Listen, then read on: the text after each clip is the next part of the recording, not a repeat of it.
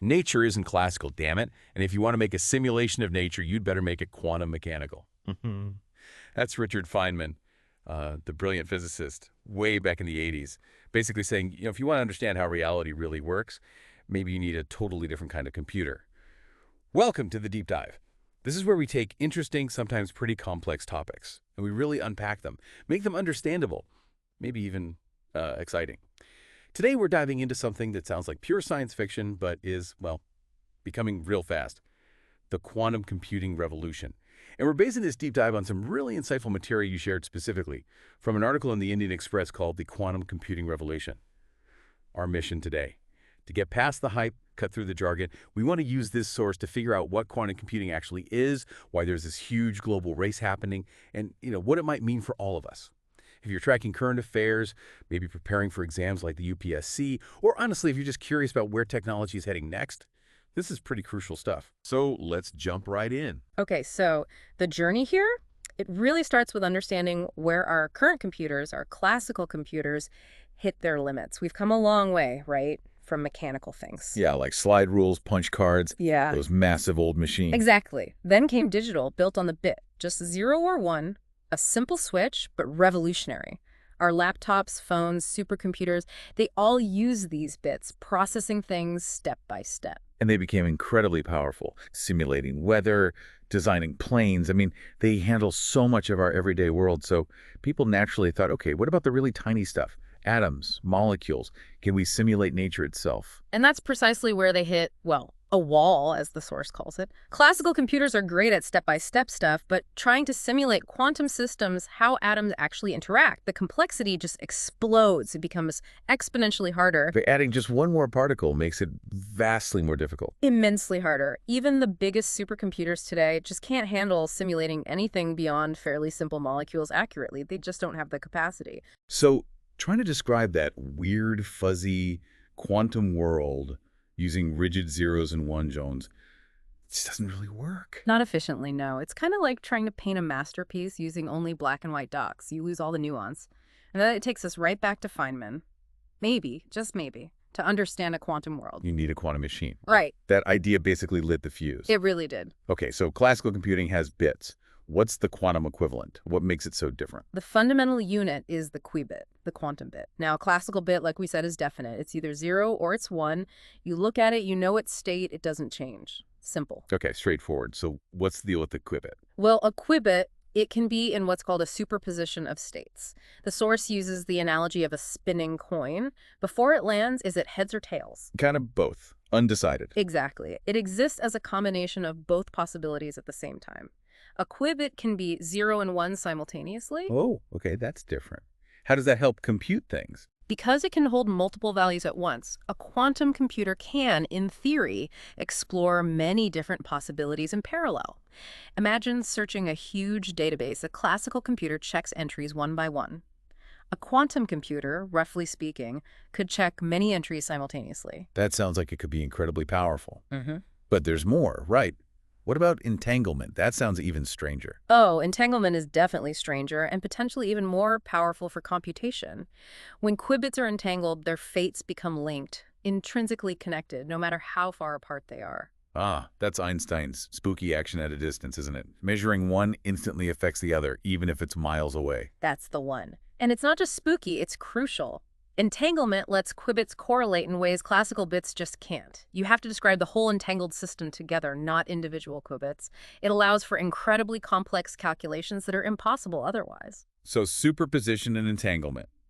These are the twin pillars of quantum computing power. They are the core quantum phenomena that offer this radically new computational potential. Yes. Okay, the potential is huge. Yeah. But actually using these weird quantum effects sounds incredibly challenging. What are the main roadblocks? The absolute biggest challenge, and the source really emphasizes this, is how fragile these quantum states are. It's the problem of decoherence. Decoherence sounds like things just falling apart. In a way, yes.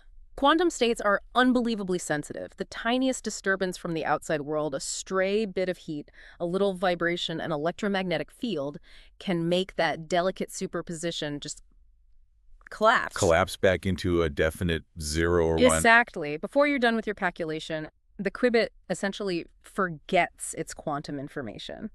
And how long do these states actually last right now? Not long at all.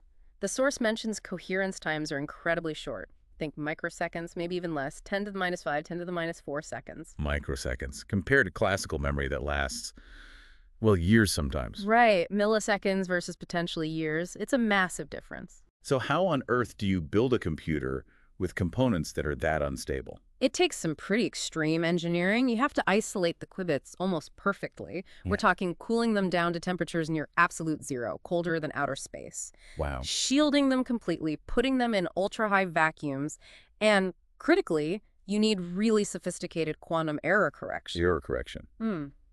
Like spell check, but for quantum states. Sort of, but much, much more complex. Because errors are so common, you can't just trust one physical qubit. You have to spread the information across many physical qubits. Using redundancy. Exactly. Using redundancy and special codes to detect and fix errors. The goal is to create what's called a logical qubit, one stable, reliable unit of information from maybe hundreds or even thousands of these noisy physical qubits. So you're essentially building robustness out of inherent fragility. Yeah. That sounds incredibly hard. How many physical qubits make one good logical one today? That's still a huge research question, honestly. The estimates vary, but it's a lot. It could easily be hundreds, maybe thousands of physical qubits for just one reliable logical qubit. So when we hear about companies building machines with, say, 100 physical qubits, The number of usable, reliable logical qubits is actually still very small, maybe less than 5 in some cases. The source gives that great comparison. Your 1 terabyte laptop drive has 8 trillion stable bits. A 100 qubit system has this huge potential state space, but with current error rates, it's like having maybe 32 reliable states in superposition. It just shows how early we still are. got it. So the scale difference is immense right now. Yeah. But despite these hurdles, there have been some real breakthroughs, right? Proof that this isn't just theory. Absolutely. The big one everyone talks about, mentioned in the article, was Google's Sycamore experiment back in 2019. Right, the quantum advantage or quantum supremacy demonstration. Exactly. They created a very specific kind of artificial math problem. Their quantum processor solved it in about 200 seconds. The estimate. The world's most powerful classical supercomputer at the time would have needed something like 10,000 years. 10,000 years versus 200 seconds. Okay, even if the problem is tailor-made, that's dramatic. It really proved the principle. For some problems, quantum just works fundamentally differently and potentially much, much better. And since then, progress continues. IBM's pushing towards 1,000 qubits. China demonstrated advantage using photons, particles of light. Lots of startups are exploring different ways to build these things. It's moving fast. Okay, so the how is tough, but the why, the potential impact seems enormous. Let's talk about the stakes. What are the big promises and the perils? The promise side is huge, potentially transformative. The source highlights several key areas. Think about pharmaceuticals, materials science. Quantum computers could simulate molecules with incredible accuracy. Instead of just trial and error in the lab. Precisely. Imagine designing new drugs, catalysts, or materials with specific properties like better batteries or superconductors by simulating them perfectly first. It could accelerate discovery massively. That alone would be revolutionary. What else? Optimization problems. Things with just a ridiculous number of possible solutions, like managing traffic across an entire city efficiently, or optimizing global supply chains, or figuring out the absolute best investment portfolio mix. Quantum algorithms might find solutions classical computers just couldn't find in a practical amount of time. Okay. And you mentioned security earlier, quantum communication. Yes, quantum key distribution, or QKD. It uses quantum properties to share encryption keys in a way that's theoretically unhackable. If anyone tries to eavesdrop, the very act of observing disturbs the quantum state, and you know instantly the key is compromised. So potentially unbreakable communication. Sounds good. It does. And high-precision sensors, too. Better clocks, detectors, maybe medical imaging. Lots of potential good. But there's always a but, isn't there? Yeah. The flip side for cybersecurity sounds pretty serious. It is. This is the big worry driving a lot of effort right now. While QKD offers future security, a powerful future quantum computer poses a massive threat to current encryption methods. The villain here is something called Shor's algorithm. Shor's algorithm. Okay, what does it do that's so dangerous? It's brilliant mathematically, but dangerous practically. Shor's algorithm is incredibly efficient at one specific task: factoring very large numbers into their primes. And why does factoring large numbers matter so much? Because almost all the public key encryption we rely on today, the RSA and ECC that secure websites, online banking, digital signatures, pretty much everything online. Its security rests on the fact that factoring extremely large numbers is impossibly hard for classical computers. So if a quantum computer can do that easily, it can break that encryption. The source is clear. A large-scale, fault-tolerant quantum computer running Shor's could theoretically decrypt vast amounts of currently encrypted data. Think about government secrets, financial data, private communications stored today, potentially vulnerable in the future. that's a pretty chilling prospect. Yeah. Even if the machine is years away. It is. It's not an immediate panic button, but the potential threat is real enough that we need to prepare now. And that preparation is this push for post-quantum cryptography. Exactly. It's a huge global race to develop and deploy new encryption methods, new algorithms that are designed to be secure even against attacks from future quantum computers. We need to upgrade our digital locks before someone builds the quantum key. Which brings us neatly to the global picture. This isn't just science, it's a massive strategic race. Absolutely. The source mentions the scale: over $55 billion invested globally in the last decade, public and private. Countries see this as fundamental for future economic power, national security, scientific leadership. Who are the big players mentioned? China is investing heavily, over $15 billion public funds cited. The U.S. government, around $4 billion. The EU has its big quantum flagship program, about $1 billion. Everyone wants to lead, but they also want to build those defenses, like post-quantum crypto. Okay, let's focus on India. For our listeners, especially those tracking development in current affairs for UPSC and other exams, where does India fit into this global picture? India has definitely recognized the importance and is making a serious commitment. The source points to India's National Quantum Mission, launched in 2020.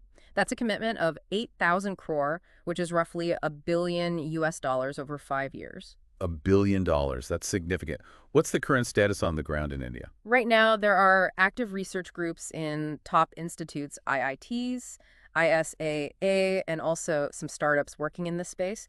They're generally operating systems with maybe 5 to 10 qubits currently.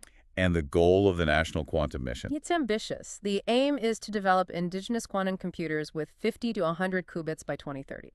50 to 100 qubits by 2030. What would achieving that mean for India's position? Getting to that scale would put India firmly among the leading group of nations. It allows tackling more complex, meaningful problems and establishes India as a serious player in the global quantum ecosystem.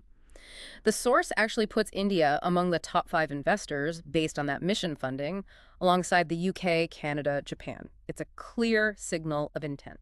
Okay, so looking forward, what does the future actually look like? Are quantum computers going to replace the laptop on my desk? That's a really important point the source makes. First, a fully fault-tolerant machine, the kind that could run Shor's effectively, is still likely years off, maybe decades.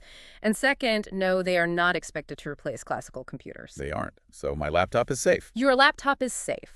Think of quantum computers as specialized accelerators or coprocessors. They will augment classical computers. Most computing will still be classical, but for those really hard, specific problems, designing that molecule, optimizing that massive logistics network, maybe breaking codes, you'll send that specific task to a quantum processing unit. Like a specialized superpowered calculator for certain jobs. Exactly. So all the work happening now, fighting decoherence, scaling up qubits, perfecting error correction, developing those quantum-safe algorithms, it's all building the foundation for this hybrid future where classical and quantum work together. Got it.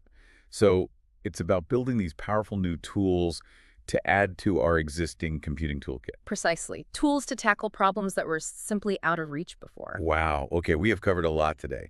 From Feynman's challenge and the frankly weird world of qubits and entanglement, through the massive technical difficulties like decoherence, the early breakthroughs, the huge potential and the serious risks, and this global race where India is making a significant play. And for you listening, keeping up with this isn't just about tech trivia. Understanding quantum computing is becoming really key to grasping future shifts in, well, everything.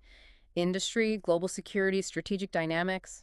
If you're preparing for assessments like the UPSC, insight into cutting-edge science and its impact is definitely valuable. And remember, this deep dive was spurred by those insights from the Indian Express article, The Quantum Computing Revolution. A really good read if you want to dig deeper.